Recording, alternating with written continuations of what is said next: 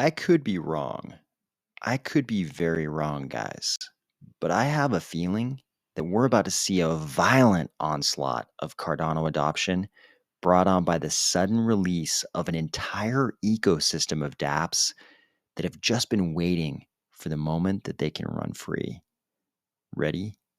Let's go. When I say adoption, I mean adoption. That's not a code word for anything having to do with markets or prices. Because for me, over the longer timelines, I think that everything else comes out of actual usage of this thing we call the Cardano blockchain. We're going to examine the underlying significance of the Calm video that Charles released today. We're going to talk about what's going on in DC, and we're also going to check in on some small updates with Pavia. But first, let's look at these 6 lines that basically sum up the situation we currently find ourselves in. DC says around 50 to 100 DeFi protocols will be deployed on Cardano in the next 3 months. Half of these are fully built and are now completing testing/performance optimizations. There is nothing anyone can do to stop the incoming ADA supply shock. Let that sink in. So we don't talk much about supply and demand here, but it does feel like we're at this position where the Cardano hordes are going to be released on the rest of the world. When you're talking about a dozen platforms that are about to be released on a blockchain, and they're all platforms that somebody spent a lot of time developing, that's a big deal.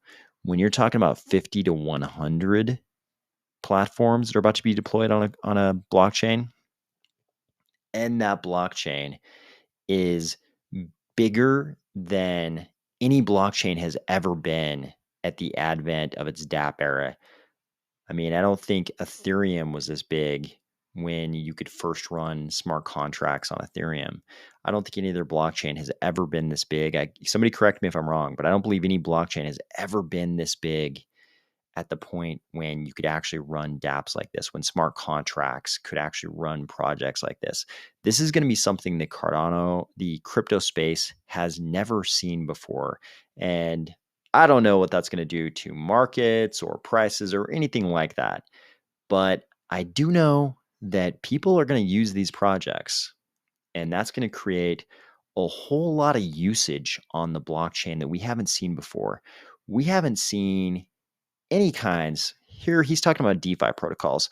We haven't seen any kind of protocols, any kind of in the sense of platforms. We haven't really seen any platforms run on Cardano, except for the very few that have been NFT related so far.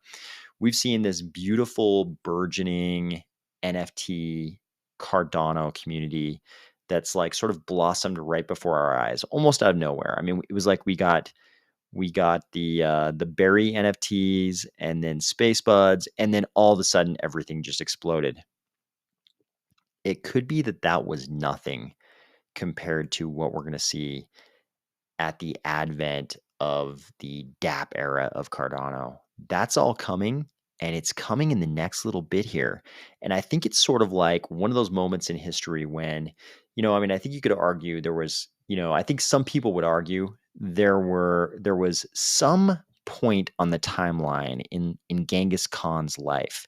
There was something that happened. If you've read a biography of his life, or like historical fiction of his life, or listen to a podcast describing what little is known of his life, sort of prior to the military conquest, you can get a sense that you could craft an argument. There was some point on that timeline in his early life when enough circumstances and events had converged that the Mongol conquest of most of the known world at that point was going to happen no matter what. The Mongol hordes were going to sweep across the steppe, and they were going to invade almost all the regions of the known world at that time. We've already crossed that point in Cardano. All the work has already been done. All the foundations have been laid. The dApps are just waiting. They're foaming at the mouth. They're just waiting for the signal. It's like, give us Give us the production version of the Plutus application backend. Tell us that this is the version that we can run with. Let us go. They're just waiting for that moment, but they're ready to go. In my humble opinion, the most significant thing about this video that Charles released today, entitled Calm, is that it drives home the exact same point. You might have watched this video, and Charles, he spends a lot of time in this video talking about how close crypto just came to ruin. He describes the bad crypto provisions, or the bad provisions as they would have been applied to crypto in the bipartisan infrastructure bill. We covered them ad nauseum in this channel. I'm not going to bore you by going back into that.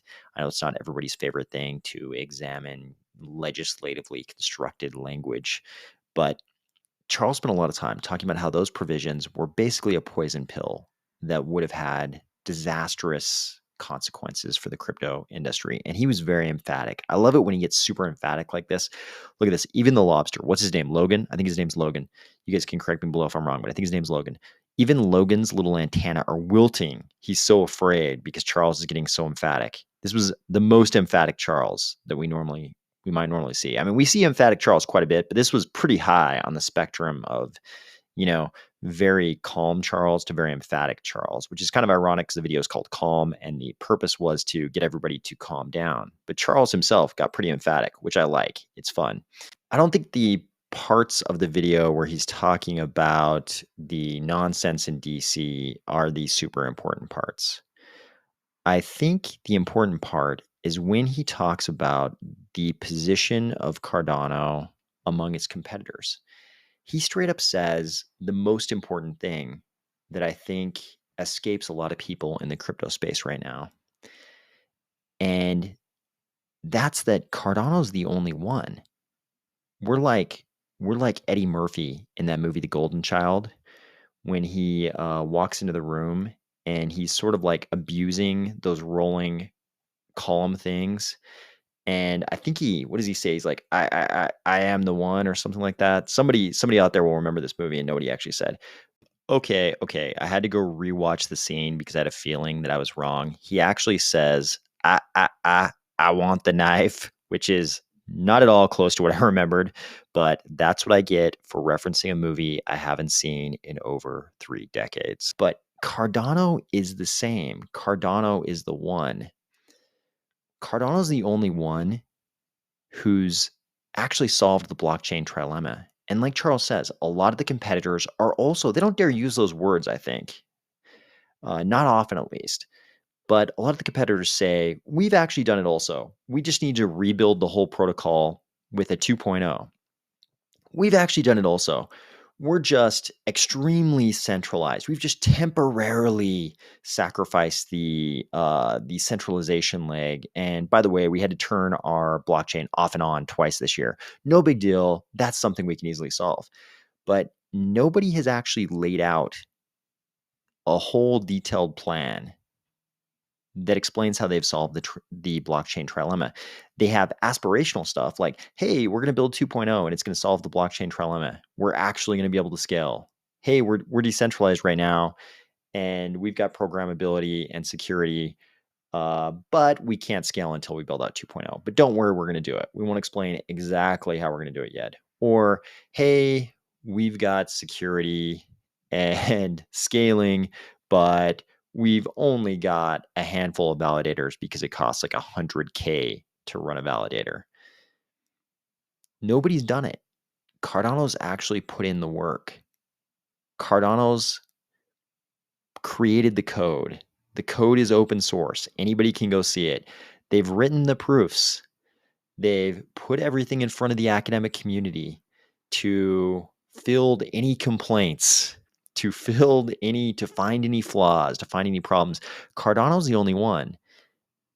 It's like, tell me what other blockchain has actually solved the blockchain trilemma in its current form right now. A million people will come up with a million responses. Everybody's going to talk their book here. They're going to explain how it's this blockchain and a million blockchains I've never even heard of. They're going to tell me how those blockchains have solved the blockchain trilemma. But And of course, we can't all look at all, whatever 10,000 possible candidates for this, but of the blockchains that have big communities, it does seem like Cardano is the one. Cardano is the only one that's actually shown they've solved the blockchain trilemma. Cardano's the only one that has a clear line of sight, in Charles' words, to this future of having solved the blockchain trilemma with the scaling leg of the blockchain trilemma, decentralization, security, and scaling, with the scaling leg being of a magnitude that it can handle nation state level scaling. If you're going to put digital identity for whole countries, if you're going to run voting in elections for whole nation states, millions and billions of people, who actually has built the foundations that they can reach that level of scaling one day? We're not there yet. We can't scale that high yet, but who can actually do that and maintain decentralization and security? I believe only Cardano has demonstrated that they can do this. They've demonstrated it in the way the modern world always demonstrates advances and progress in science, by allowing the whole world to look at it and seeing if anybody can pick apart the proposed solution. Cardano is the only one that's already done that. There are people out there listening to this right now snickering to themselves, like, ha, Cardano hasn't solved the scaling leg, bro. I know people believe that, but in this video, Charles says, hey, input endorsers can improve the performance of the base layer in Cardano 20 to 40x. How about that? How about a 20 to 40x improvement at the base layer, not even addressing what Hydra can do on layer 2, and in addition, acknowledging that Hydra can run the same smart contracts that the base layer can. The smart contracts the scripts don't require any modification to run on Hydra. The exact same scripts can run on Hydra as can run on the base layer. And this addresses one of the big sort of tent poles in the arguments of some of the competitors who complain that, somehow talk of layer 2 scaling is invalid because they say there's no composability between layer 1 and layer 2. That doesn't acknowledge the fact that Cardano's already figured out how to run the exact same scripts on layer 2 as on layer 1. You can run the same smart contracts. And when people talk about this in public on podcasts, they sort of just skirt over that. They sort of just don't mention that part because they've been used to complaining about layer 2 solutions for so long based on that sort of long pole in the tent. But it's just not true of Cardano because they actually put in the work. They actually figured out a better way to do it. And the price of taking the time to figure that out is that everybody else was running with the launch of DeFi. Everybody else was like, hey, DeFi is already running over here. Get to it. Jump on our platforms. Cardano couldn't do that because they were actually trying to solve the bigger problems. They took a lot of time. They're late. They're behind a lot of other people, except Ethereum 2.0, which I think we all know they're the ones who are really all behind, even though nobody ever talks about that. You can tell in this video that Charles is really curbing his own speech here. He's trying not to hype things up too much because timelines are so hard to predict. He's trying not to get accused of getting everybody excited for something that is going to happen at a certain point in the future, which can be predicted by anyone. But he's getting so emphatic because he's frustrated that people can't see where we already are. People can't see that we've already passed that point in the story, that point in the timeline where no matter what, the Cardano hordes are going to sweep across the steps and there's nothing anyone can do to stop it. Okay, enough talk of the golden Cardano horde. Might have gotten a little carried away there. but I think it's important to talk about where we actually are collectively as this evolving ecosystem. Here we have a post from Jerry Brito. You will remember that he is a part of Coin Center, which does a lot of lobbying on behalf of the crypto industry in DC. He's saying, "Good morning. Some good news. A comprehensive bipartisan bill has just been introduced in the House to fix everything wrong with the infrastructure bill's crypto tax provisions. This is the little fix-it bill. This is a little fix-it bill. If you want to take a look at the actual language, it's right here. We kind of saw a preview of this in the days preceding now, so you can go back in those videos and look at a preview of this bill. But if you want to look at the actual bill that's now been introduced in the House, this is it. At a later date, we're going to see the big bill. And we kind of looked at it, looked like a working copy that Senator Lummis had of what's going to be the big bill that's going to create a comprehensive regulatory framework for regulating crypto the right way. And of course, in crypto, we would hope that that would look a lot like the Wyoming infrastructure. The Wyoming framework is a very crypto-friendly framework. Is it likely that we'll get something as crypto-friendly as the Wyoming framework? Maybe not. We can all wish and, cross our fingers that we get something that's that crypto-friendly. Probably, since DC is the land of compromise, probably unlikely that it's that extremely crypto friendly. But if we get anything that looks like that, if it's grounded in the same kind of thinking that the Wyoming framework is grounded in, we're going to be in a much better place than we are today. If you watch that Charles video, the Calm video we just talked about, he also talks about this bill. He thinks that's going to be a battle we fight next year. I think that's probably right. This is definitely going to be a long battle.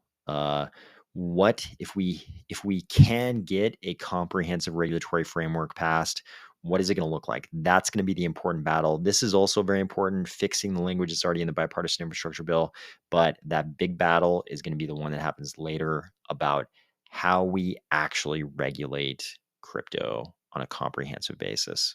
We're going to end on a fun note here. Pavia posted this tweet with some trees. It looks like a normal Pavia parcel image, but there's trees in it. They said the extended Pavia map will be revealed ahead of the next land sale coming mid next week. When we drop the update, you may notice some different land parcel types. As a teaser, here's one example: when trees. So there's a little ambiguity here. Are they saying the extended map is coming mid next week, or the land sale of the extended map parcels is coming next week? Luckily, somebody asked that exact question. They said the map reveal is coming mid next week, or the land sale is coming mid next week. Pavia said land sale will be mid next week. Details well in advance.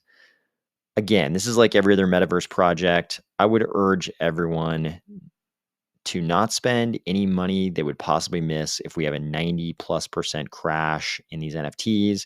I do not regard these as investments. I regard these as things you might use to play a game. So if whatever price they're asking for these things is not is too much for something you were just going to use to play a game, I would urge you not to purchase those things. If you do purchase any of these metaverse related NFTs, purchase them thinking that you have to kiss that money goodbye. You will never see it again. These are just little things to play a game. So anyways, I'm kind of interested to see what the extended map looks like. As you guys know, my lobster ADA claw is very tight. It could be that for myself as well, the price is too high, and I'm pretty happy with my meager 3 parcels. That's pretty small by a lot of people's accounts, but good enough for me because my lobster claw does not like to release the ADA. I hope everybody is gearing up to have an awesome weekend. I'm going to try to enjoy the weekend as well, and I'll talk to you soon.